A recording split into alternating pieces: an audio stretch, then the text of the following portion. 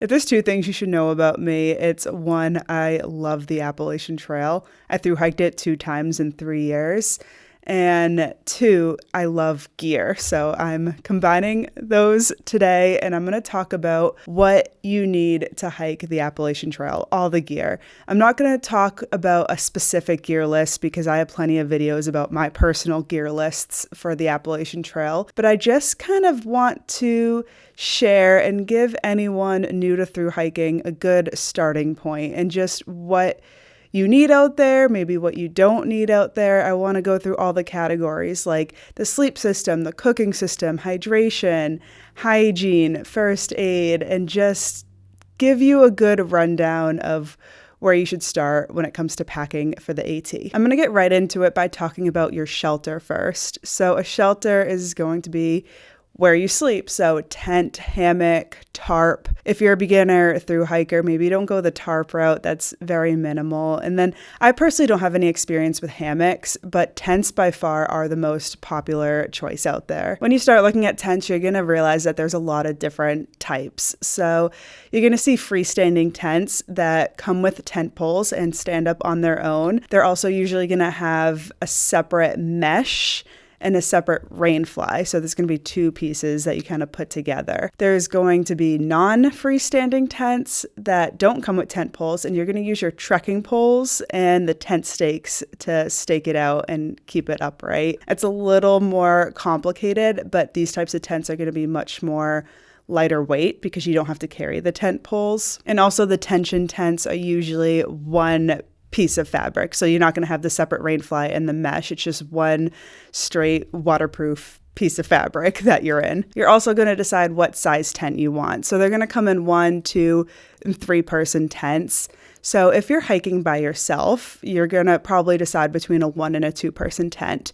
If you want some extra space in your tent to lay out your gear and move around and change, you might go for the 2-person tent. It's obviously going to be a lot heavier, but you're going to have the extra space. But a lot of people who are hiking by themselves end up being just fine with a 1-person tent.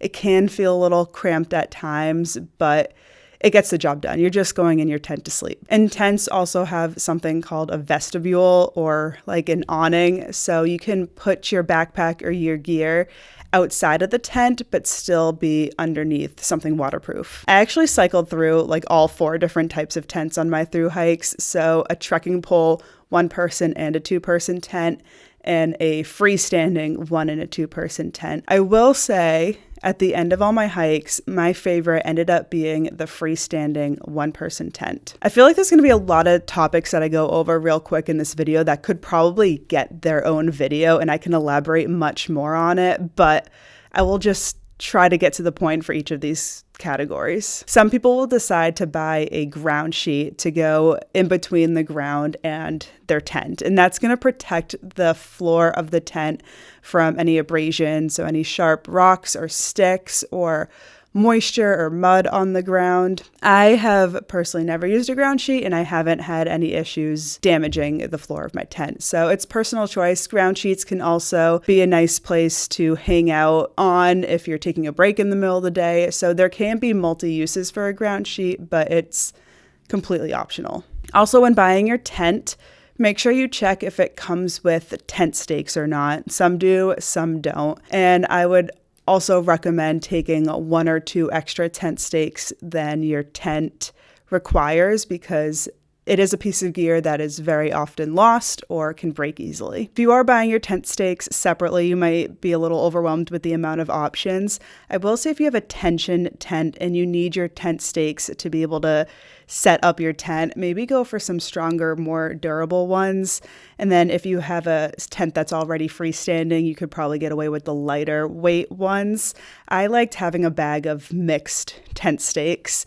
That way I could use the heavy duty tent stakes on the more important guy lines and the flimsy ones on other ends, but I will always take a couple extras. When it comes to hammocks, like I said, I don't have much experience, but if you do go the hammock route because you want to be up and off the ground and comfortable, make sure you look up a packing list because there are a few things that you're going to need to get, like an underquilt, a bug net, a rain fly, the tree straps.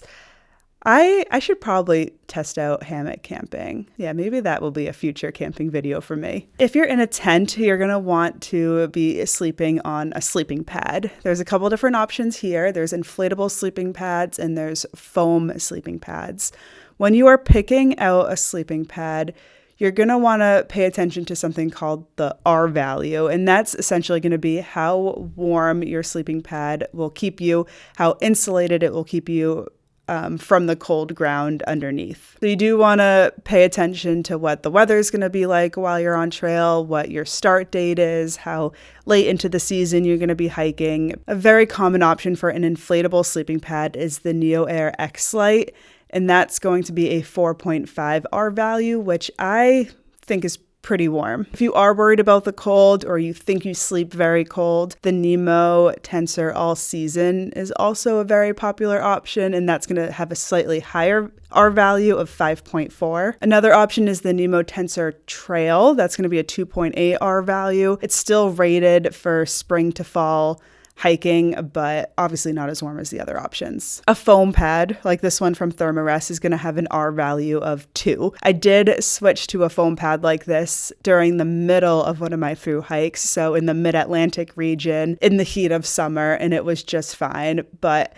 I was at the point of my thru hike where I was hiking really long days. I was really hot, and I was going to fall asleep no matter what, because obviously the foam sleeping pads are not as comfortable, but you also don't have to blow them up at the end of the day, so it's much easier to just lay it out and fall asleep. There are a couple different options to inflate your inflatable sleeping pad. One, obviously your breath. 2, some are going to come with an inflatable pump sack. And 3, they do make mini ultralight electric pumps. They are going to be loud, so only do that if no one next to you is sleeping.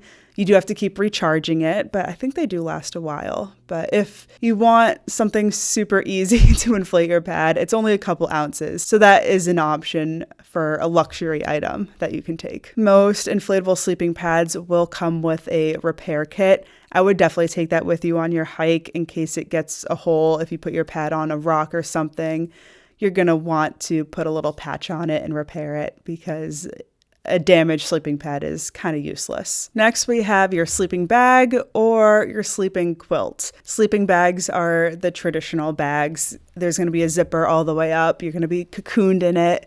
And if it's a mummy style sleeping bag, you're going to have kind of a hood that goes around your whole head and keeps your head warm. Quilts are a lot more minimal. They're going to be lighter weight. It's going to be essentially a blanket that you drape over you, and there's going to be straps that attach it to your sleeping pad. With a sleeping bag, you're going to have the insulation all around you. So the insulation that you're laying right on top of, that's going to be compressed, and it's not going to be giving you any insulation to keep you warm. With a quilt, you're eliminating the insulation under you, which makes it the more ultralight option. But there is a little bit more of a learning curve to use it, because you have to make sure the quilt is properly strapped down so you don't get drafts coming in underneath to make you cold. I do think quilts are much more comfortable. It gives you more of an experience like you're sleeping at home, because if you do toss and turn at night, you don't have to toss and turn and move the entire sleeping pad. You just toss and turn and just have the blanket stay in place on top of you. Sleeping bags are probably going to be a lot more bulkier and heavier, but if you are a little nervous to go the quilt route, I do feel like the sleeping bags are the safer option. There is a really cool option from Enlightened Equipment, and I'm sure other brands do this too, but it is kind of like a hybrid option. So it's kind of like a sleeping bag. It has the zipper that goes all the way up the side, but you can also open it completely up into a blanket and turn it into a quilt. So it kind of is the best of both worlds. I would use mine as a sleeping bag when it was cold, and when it was hot, I would open it up and just sleep under it like a blanket. So it was lightweight because it didn't have bells and whistles and it didn't have the mummy hood, but yeah, it had the benefits of both styles. When it comes to what temperature rating you're going to get your sleeping bag or your quilt in, it really is going to be so different for every situation. You're going to want to consider your start date, how long into the season you're going to be hiking, if you sleep warm or sleep cold. I personally went with a 10 or a 20 degree quilt. If you are nervous that you're going to get cold at night, you can always use a sleeping bag liner for those cold sections of trail and then get rid of the liner when you're done using it. Having a liner will add a certain amount of degrees of warmth, depending on what one you get, to your overall sleep system. Also, when you are looking at a sleeping bag or quilt, there's going to be options for down or synthetic. Down is going to be a lot more packable, lighter weight, but if it gets wet, it's going to be pretty useless. Synthetic is going to be heavier and bulkier, but it will perform better if it's wet outside. Also, some people do have a down allergy, so yeah, if you are allergic to down, you would obviously go the synthetic route. Keeping your sleeping bag or your quilt dry is going to be so essential, so you're going to want to have a second layer of protection to keep it dry if it were to rain out. I used a water-resistant compression sack that also got my sleeping bag really small. Whatever you do, keep your sleeping bag dry, because if you're cold and wet out there, you're just going to want to be able to sleep dry and warm at the end of the night. When you're selecting any of your gear, you do want to pay attention to how much the gear weighs, especially these big ticket items. This is probably where you're going to be able to cut the most amount of weight out of your overall base weight. And you're also gonna want to make sure that none of this gear is aimed and designed specifically for car camping, because car camping tents, car camping sleeping bags, car camping sleeping pads, they're gonna weigh a lot more than if they were designed for backpacking. And they also might not be durable enough and withstand the elements of a full through hike. Having a really heavy backpack could cause some chafing, some injuries, and definitely soreness. So that's why a lot of hikers really pay attention to weight. When you're researching gear online, all these websites will clearly state how much everything weighs. So compare and contrast. I love looking at gear at rei.com and using all the filter sections on the side, so you can filter by how much you want something to weigh, and you can filter for stuff that is specifically meant for backpacking. So for a fun little experiment, if you're using rei.com to look for a sleeping bag, you can look at all of the sleeping bags, and then you can specifically look at the ultralight options.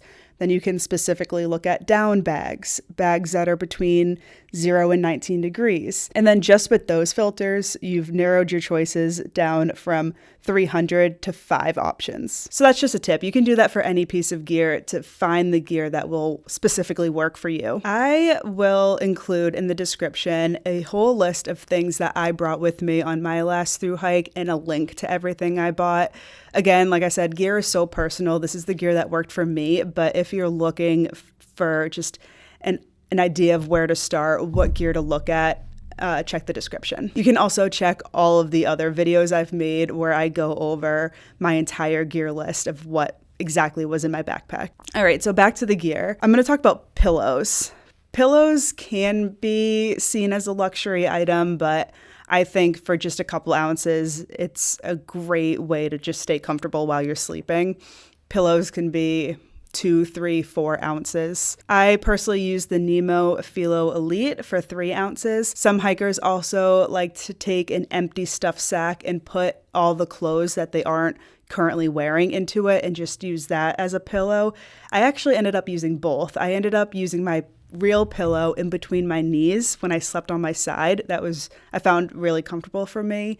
And then I put my clothes under my head. If you have a mummy style sleeping bag, your pillow would stay nice and secure inside of that mummy hood. But they also do make pillows that have a strap that will go around your sleeping pad to keep it in place. That's really smart because pillows will slip and slide and fall off your sleeping pad very easily. Something else that you can bring that stays in your tent is a small microfiber towel. And you're going to use this mostly in the morning to help wipe down your tent from condensation. If you want to utilize the shelters along the trail and sleep in the shelters, keep in mind 2 things. 1, people are going to snore in the shelters, and there's also going to be mice in the shelters. So because of this, you might want to take some earplugs to help with the people snoring. And you also might want to take a repair kit. So if a mouse chews a hole in your backpack, in your sleeping bag, you might want to patch those holes. Next, I'm going to talk about hydration. You're going to want to take a water filter with you or some way to clean, purify, filter your water out on the trail. If you do drink dirty water, there is a chance you can get very sick, and that's not fun. So there's plenty of different water filters to choose from. I actually recently made a video where I go over 8 different options. So if you need help narrowing it down and trying to figure out what water filter is best for you, you can refer to that video. I will say the most common option out there is probably the Sawyer Squeeze. I use the Catadine Be Free, but they are similar water filters, same kind of style. You're going to want to take something to collect the dirty water in. So sometimes the Sawyer Squeeze comes with storage bags, the Catadine comes with a storage bag, or you can go out and get your own. CNOC makes a lot of different options. So you're going to collect the dirty water. You can put the filter right on top of that storage bag and then filter it into a clean bottle. You could also just filter it right into your mouth if you just want to drink it straight from the filter. That's an option too. I would say between your water storage bags, your water filter, your clean bottles, you probably only need about 2 liters of water storage. I will say there's a lot of water sources on the Appalachian Trail. There may be some dry sections, but if you have the Far Out app, you can plan your day accordingly and see those sections coming. If you do have the Sawyer Squeeze, maybe throw in an extra O-ring. I lost an O-ring on one of my hikes, and it made my Sawyer Squeeze unusable. I had to borrow a friend's. The Sawyer Squeeze also comes with a way to back flush it, a little tool. I will say you probably don't need that because I found that a lot of hostels I went to, they have a back flusher, so you can just clean your water filter when you get to a hostel. I know some people will ask about using a water bladder as their water storage system, so having the big thing in the back of the backpack with the hose coming and then you just drink it from the nozzle. I have met people who used water bladders on their thru hike and they loved them, but I will say there's definitely pros and cons. There's going to be pros and cons with any sort of gear choice, but when your backpack is full of gear, it may be hard to take the water bladder in and out to refill it. And also when the water bladder is in your backpack, you can't clearly see how much you have left. I loved keeping a small water bottle on the front of my backpack in that shoulder strap pocket. And this is the bottle that I would make my drink mixes in. Speaking of drink mixes, Element is my favorite drink mix and the sponsor of this video. One of the best pieces of advice I can give to a new thru hiker is to make sure you're staying hydrated on the trail. And Element is my favorite way to make sure I'm staying on top of my hydration. Each stick of Element is packed full of a science-backed ratio of electrolytes, and they are free from sugar and artificial coloring. When you're on trail, the primary electrolyte that you lose through your sweat is sodium, so it's really important to replenish that. If you're not replenishing your sodium, you can experience the symptoms of being dehydrated, and that's going to include muscle cramps and headaches, which are not going to make your thru hike any fun. If you want to pick up some Element for your next hike, you can head to drinkelement.com/Nahamsha. If you use that link, which is in the description of this video, you'll actually get a free sample pack thrown in with your order. So that's going to be 8 extra sticks of Element in their most popular flavors. Again, that's drinklmnt.com/Nahamsha. So a lot of hikers on the AT are bringing something to cook their food with. So they can have a hot coffee in the morning, hot breakfast, hot meal to end the day. And the most common option for cooking is a small backpacking stove. There's also alcohol stoves, but I don't see those as often and I don't have experience with those, but the small backpacking stoves are perfect. I actually started with a Jetboil Flash, which is not small or ultralight, but I found that it was very beginner friendly. Going into my first thru hike, I was nervous to cook or make a fire in the woods, so it was a really good all-in-one system, but I eventually did get rid of that and go for a more traditional backpacking stove. Popular options for backpacking stoves are going to be the MRS Pocket Rocket or the BRS 3000. You're going to screw the stove on a small fuel canister. You don't need anything big, something like, I don't know, 3 to 5 ounces. You're going to be able to find fuel canisters pretty frequently along the trail as you resupply. Hostels will sell them, gear shops will sell them, so I just get something small. You're also going to want a pot for on top of your stove to boil your water in or cook in, whatever. And there's a lot of different size options for pots. There's 500 milliliters, 750, 1000. It really all depends on what you are cooking out there. If you're just using the stove to boil water and to pour that water into a backpacking meal, you probably don't need that much capacity. But if you are planning on actually cooking in your pot, or you're planning on cooking a meal and also having a hot drink, you can go for something bigger so you don't have to boil water multiple times. You can just boil a big batch and just use that for everything. I think I personally ended up with an 800 milliliter pot, which was just kind of right in the middle. I never really cooked in it. If anything, I just boiled water and threw a pack of ramen into it. If you're cooking, also don't forget a lighter. Maybe get 2 lighters in case you lose one. Some people on trail decide not to cook and instead do something called cold soaking. If you go this route, you're probably going to want to bring like an empty Talenti gelato jar. And what you're going to do is you're going to put your food in there, like couscous or rice, pasta, ramen, and then fill it with water and let it rehydrate. It can rehydrate as you're hiking. I did this a little bit. I rehydrated couscous and some cereal and milk and had a couple meals for lunch that way. You can also not have a stove and not cold soak and just have sandwiches, wraps, tuna, and snacks for your meals too. So you don't need to really bring anything to cook out there if you don't want to. So you will need something to store all your food in, whether it's a bear canister or a food bag. Bear canisters are not required for like 99% of the trail. There are small sections where it is required, but it's a couple miles and you can just hike out of it and camp on the other end if you need to. There are pros and cons of a bear canister. The big con is that it is really big and bulky and heavy, but it can also double as a stool. You can sit on it and you don't have to really secure it from the bears. You don't have to hang it up in a tree or tie it to a tree or anything like that. Food bags are the more common option on the trail. Hilltop Packs makes a really good one. They make the ones that you can customize and put your own picture on it, which is kind of cool. They're going to come in 2 sizes. The small is going to be good for carrying 1 to 3 days of food, and the large is good for carrying 3 to 7 days of food. I will say for a through hike on the AT, you may want to go with the larger size because you may want to go longer distances without resupplying, like the 100-mile wilderness or the White Mountains. So it's good to have that extra space. While you sleep, you're going to put any food or anything with a scent in this food bag, and you're going to properly store it away so animals or anything don't get into it. There's going to be campsites with bear boxes or bear poles, but sometimes you may have to hang it up from a tree when there's not those options.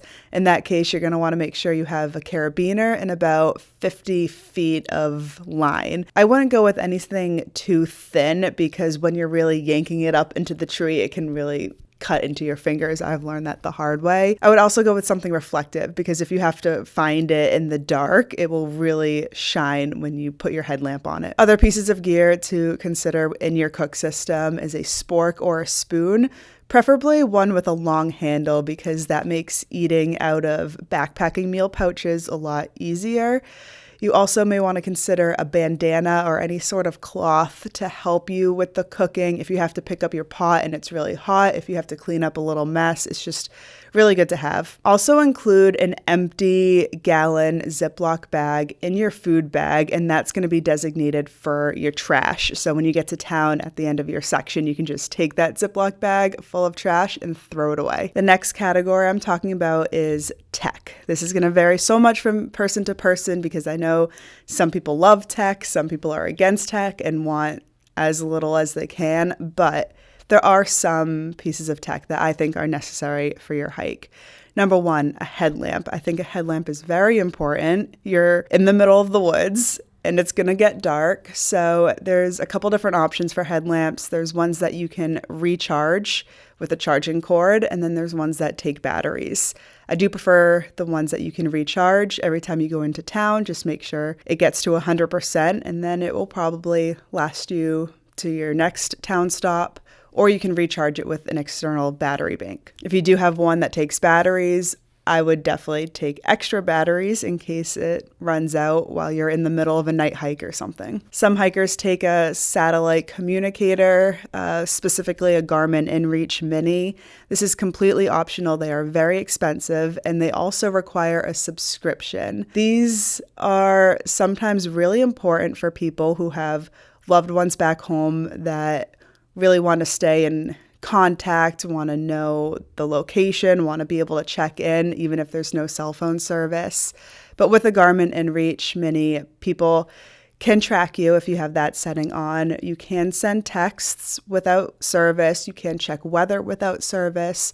So it does come in handy. It also has the SOS button. So if you were ever in danger, you can call for help. But I think the newer iPhones are starting to come out with some of these similar features. So I don't know if we're going to see a whole lot of Garmin InReaches in the future. I still carry mine. I still pay my subscription, and I love it. And I have my hiking insurance, and it's an important piece of gear for me and my family. Next piece of tech is headphones. I love listening to things while I hike, and it's also nice if you are in a public space like a hostel to be able to use your phone and not disturb others. My favorite headphones were the ones that don't go in your ear. They just kind of sit on top and have like the bone conduction technology. They were very comfortable because when I did come across people on trail, I didn't have anything in my ears, so I could hear people coming behind me. I can have conversations when I pass people on trail. It was just, once I went to those types of headphones, I don't think I could go back. Obviously, you're probably going to have your phone with you. There are going to be apps that you can download to help you. My top recommendation is the Far Out app. You will have to buy the Appalachian Trail map, which can be pricey, but it's going to have all the information you could ever need about the trail, where every single water source is, where every shelter is, where every town, hostel, restaurant, resupply store. And then there's going to be live comments from people about detours, about things going on trail, bear encounters. There's going to be just so much current information that will definitely come in handy. If you're like me and you want to record your hike, vlog, document it at all, you might need some extra gear. So that could be a tripod or a GoPro or something like that. To charge your devices on the trail, like your phone, your headlamp, your headphones, you're going to want a power bank. Power banks come in a lot of different sizes of power. 10,000 milliamps is going to be common. That's going to charge your phone between 1 and 2 times. I actually carried 23,000 milliamps of power, mostly because I was vlogging, taking videos, editing videos. Everything I did on my phone took up a lot of power. Some people ask about taking a solar-powered charger, and I will say that is probably a bad idea. When you're hiking the AT, you're in a green tunnel. You're not going to get a lot of direct sunlight unless you're taking an extended lunch break somewhere with a view. And even if you do get direct sunlight, these solar chargers take a very long time to recharge, and they're going to charge your devices very slow. You're going to want a charging brick that plugs into the wall so you can charge your devices while you're in town, and preferably get one with quick charging and one with multiple ports so you can charge multiple devices at once. Obviously, you're going to want to bring all your necessary charging cords and maybe multiples of the common ones. So if you have multiple devices that require a USB-C charger, I would bring a couple of those. This next piece of gear is very optional, but it's something that I absolutely loved having on my thru hike, and it's a sport activity tracking watch. I specifically have the Coros Apex Pro 2, and I got this because of its insane battery life. I kept track of everything with this watch. So before I started hiking, I would start the GPS, and I would end it every day, and I could see the mileage, I could see how much elevation I did, and it was very motivating for me to have. I would set myself mini goals and be like, okay, when I reach 5 miles, I'm going to have an element. When I reach 6 miles, I'm going to have my Snickers bar. At 7 miles, I'm going to take a break, and it really kept me going.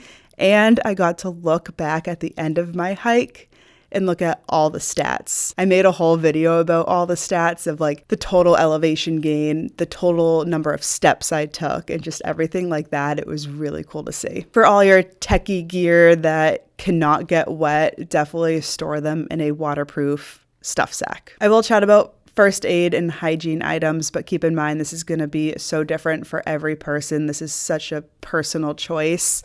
I will list through everything that you could potentially bring, but this is an area where you can really keep it minimal. You don't need deodorant, you don't need shampoo, you're out in the woods. So just bring the stuff that you think you need to keep you safe, and there's a lot that you can leave behind. You'll want a toothbrush. You do not need to cut it in half like all the ultralighters say. You can just get a travel toothbrush, one that folds into itself. That way you can protect the bristles from getting dirty if you just throw it in your bag. And then a travel toothpaste. A lot of these items you can just get the smallest travel size, because on the AT you can resupply every other day if you need to. You can stop in a gas station or a grocery store and restock on any of these things. If you bring a little bit of floss, it can actually be a multi-use item. You can use floss to repair gear actually if you need to. Bring a couple Band-Aids, hand sanitizer, lip balm, travel sunscreen. I would probably hold off on bug spray until you actually need it. On my thru hike, I didn't need bug spray until I got to Vermont. That was very far into my thru hike. Any sort of medication you need, ibuprofen will come in handy. Imodium, you don't think you need Imodium until you need it. Leukotape is one of my favorite pieces of gear. You can put it over blisters, you can put it over chafing, and it will stay on you. It is amazing. You can get something for chafe if you're worried about that. So Body Glide, baby powder, diaper rash cream, a couple Q-tips. Sometimes I took a travel lotion from a hotel. I don't know, I'd go through phases of that. Wet wipes can come in handy if it's been a while since your last shower and you just kind of want to wipe off at the end of the day.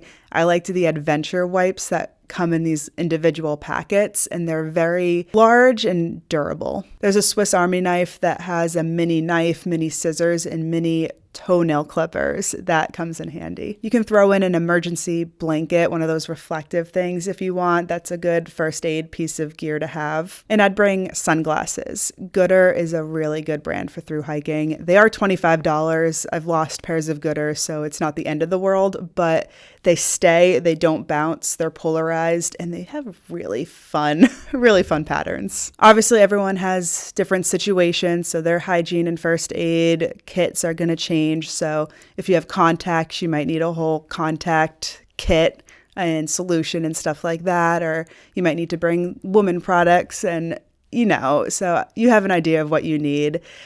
I would store everything, again, in a stuff sack, a waterproof stuff sack, to just keep everything safe. You'll also want to include a bathroom kit because you're going to do that out in the woods. So toilet paper in a Ziploc bag, a trowel to dig a hole, which isn't necessary. I dug holes with sticks and trekking poles and stuff like that.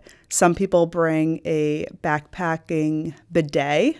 Not something that I've used, but if you go that route, maybe also take some backcountry soap. My bathroom kit was so simple. I just kept a Ziploc bag full of toilet paper in my fanny pack, and that was it. Hand sanitizer too. I know I mentioned hand sanitizer, but don't run out of that. I did just briefly mention it, but trekking poles. 99% of hikers have trekking poles out there. There's so many benefits, so many uses. I love them. They're just like an extension of you. Get trekking poles that can collapse so you can throw them in your backpack if there is a section you don't need it, like the Mahoosuc Notch. If you're in town, if you're taking shuttles, it's nice to have trekking poles that can collapse. A lot of hikers will take a pair of camp shoes. There's a lot of fancy, expensive options out there. Zero sandals. A lot of hikers like Crocs.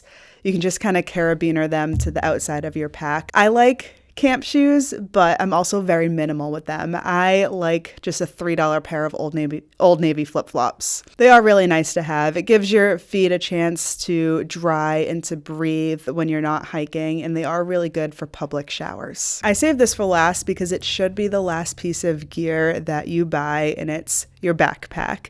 You're going to want to get all your gear first so you know how much your gear weighs and how much space your gear takes up, and that's going to determine your backpack because there's a lot of different brands, a lot of different sizes, a lot of different types. So just make sure you have your gear dialed in before you get your backpack. There's going to be frameless packs and framed packs. Frameless packs are going to be good if your base weight is really light because heavy gear in a frameless pack can become uncomfortable. A lot of people do end up going for a backpack that has an internal frame. The Trek puts out a hiker survey every year, and I was reading about that and the most common backpacks out on the trail. The most common brand of a backpack is Osprey, and then ULA is the second, Hyperlight Mountain Gear, Gossamer Gear, and then Z-Packs. The most common size for a backpack on the AT is 55 liters.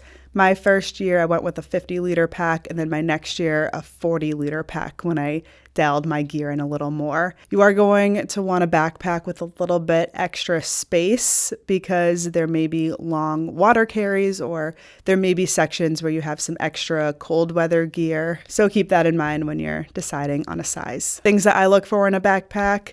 I loved having a waterproof backpack. I ended up with a Hyperlight Mountain Gear and I never had issues of water getting inside. I like a backpack that has a roll top closure, that has side water bottle pockets, that has a mesh front pocket. Sometimes hip belt pockets are nice so you can have access to things while you're hiking, but I preferred a fanny pack more. If your backpack doesn't come with it, you can get extra attachments for the front shoulder straps. So I liked having a pocket on one shoulder strap for my phone and a pocket on the other one for a water bottle that I talked about earlier. If you're a woman, having a kula cloth hanging on the outside of your backpack is a really good idea. You can also throw on some extra carabiners hanging off your backpack if you need to hang anything off of it, like wet clothes. See if your backpack comes with a whistle. A lot of them do, but if not, you can just hang a whistle off of it. That might be good for emergency situations. To add an extra layer of waterproofing to your backpack, you can line it with a pack liner.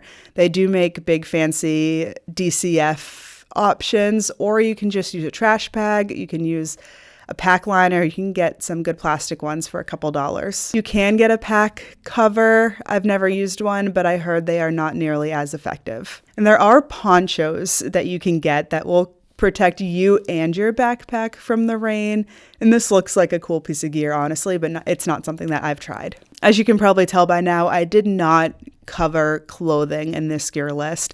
This video would be twice as long if I went over clothing, so that may be a video that's coming soon. I really think I hit all the categories for packing for the Appalachian Trail. If I missed anything, please put it in the comments. Please look at the description. I will try to list everything out. And I really hope this could be a helpful tool for anyone planning their first through hike. So thank you for sticking around if you made it this far. This is a very chatty video, but I'm very proud of it. I think it had a lot of good information. So thanks for watching, and I'll see you in the next one. Bye.